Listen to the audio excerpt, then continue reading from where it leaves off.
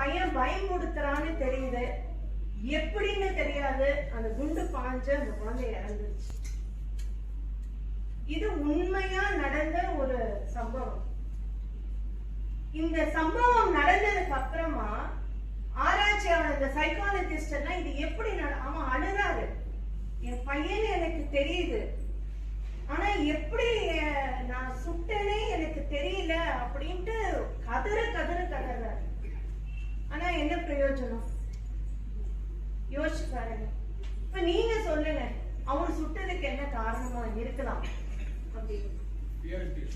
என்னங்க? Fear intuition. Okay, very good sir. வேற ஏதாவது ரீசன்? நீங்களும் பேசலாம் எல்லாருமே, இதுல சரி தவறு இல்ல, நம்ம கத்துக்க தான் வந்திருக்கோம். யா, ஸ்ட்ரெஸ்ஸா இருக்கலாம். ஓகே, அந்த ஸ்ட்ரெஸ்ல நான் என்ன பண்றேன்னு தெரியாம கூட நம்ம என்ன பண்ணிருக்கலாம், சுட்டு இருக்கலாம். ரியாலிட்டி கூட தெரியாம இருக்கலாம். ஆகம் கூட தெரியாம இருக்கலாம். Very good. பாதுகாப்புக்கு மூளை தன்னைப்போல செய்யக்கூடிய ஒரு விஷயம். இது தன்னா, இவர் சொன்னது ரொம்ப முக்கியம், தன்னை போல செய்யக்கூடிய ஒரு விஷயம். Right, very good. வேற ஏதாவது answer?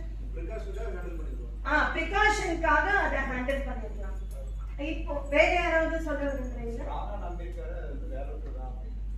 Okay okay okay, very good sir, very good sir. நீங்க சேம் அதே தான். இப்ப நீங்க சொன்னீங்க இல்லையா, ஒவ்வொரு ஆன்சர்ஸும் இதுல எது சரி எது தப்பு? எல்லாமே சரி. That is your perception.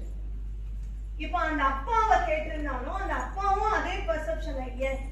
எனக்கு அவர் சொன்னது இந்த பதில் தான், நான் எப்படி பண்ணினே எனக்கு தெரியல, அனிச்சையா எனக்கு வந்துருச்சு, but I am not of that kind, I love my son. எப்படிங்க அப்படியே கதறாராம் போலீஸ் ஸ்டேஷன். அவங்க அம்மானாலையும் ஒண்ணும் பண்ண முடியல, என்ன சொல்ல முடியும்? இப்ப இந்த ஒரு இன்சிடென்ட் வச்சுக்கோங்க. இந்த மாதிரி நம்ம என்ன நினைக்கிறோம்னா, நல்ல குணங்கள், இப்ப நிறைய பேரோட பேசுவோம், நிறைய பேரோட பழகுவோம், நிறைய ஆர்கனைசேஷன் போறோம், நம்மளை நாம செம்மைப்படுத்திக்கிறோம் இல்லையா? ஆனாலும் ஒரு 10 இன்சிடென்ட்ல ஒரு ஒன்னோ இல்ல 2 நம்மள நாம மிஸ் பண்றோமா இல்லையா?